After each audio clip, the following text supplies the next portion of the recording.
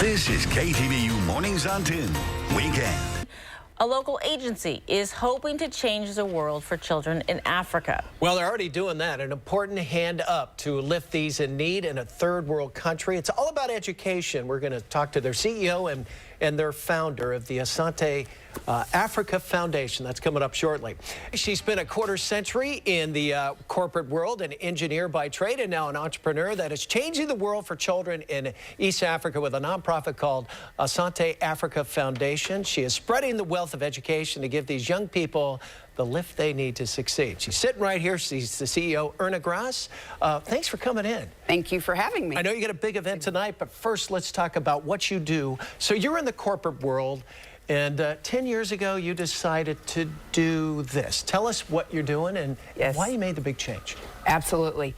So one thing that was on the bucket list was climbing Kilimanjaro. Okay. And as we were in Kenya and Tanzania visiting, and we did Summit, by the way, we met two very amazing women who were African, and they were trying to bring education to their villages. And that's how this began. And then I came home as I'm driving down 680, doing my day job. I'm talking to them, mentoring them, and that's how this all began. And it started with two villages back in, what, 06? 06. And so you're helping out maybe a couple of dozen kids at that point? Absolutely. Tell us where it is now and what you're doing, because it's, I get goosebumps thinking about it. Yeah. We've gone from 2 villages to over 200 villages in the last 10 years.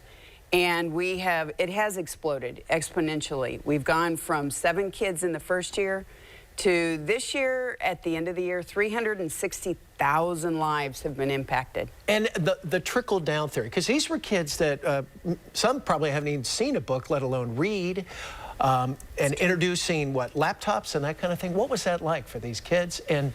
And we talked about off camera how their parents are learning from their kids too. Yes. So helping young people transition into this digital age in the 21st century, not only are they learning, but they are helping their parents understand how is a book and a tablet?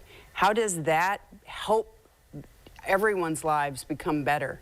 Yeah. How do they use the phone to bank? How do they use the phone to look up information about the pricing of goats being sold in the market? And the self-esteem that comes from this. These children, I call it holding a mirror up so they can see their brilliance and talent. Yeah. And they shine. And their parents are proud. Many of these children are going to university. Yeah. And their parents had never dreamed of that potential. Well, you're not only helping the kids, but building classrooms, bathrooms, drinking water, providing the infrastructure for these kids to succeed as well. Yes. Some of the bigger things, helping keep girls in school. Many of the children that we work with come from rural communities, and the girls don't have that chance to get to sit in the classroom, much less learn. And the other really big high potential thing is unleashing the skills and the talents for all the young people to go into the workforce. Start jobs, make jobs. And what do you get from this, personally? Because it's got to make you feel good. It does. I get to see the world become a better place. I get to see our West world and the African world learn about each other and become a better global place. Really, that's what it's about. But it's around investing in education does transform worlds. Yeah, investing in our future. Investing in our future. Well, you got a big night tonight. I know it's the big event, the Oakland Textures of Transformation. Tell us about that and what's going on. Yes. We have an amazing keynote speaker coming down from the Khan Academy Learning School. Okay. She's going to share with us. Her name's Early Friedman. She's going to be sharing with us about innovations that we're going to be seeing over the next decade.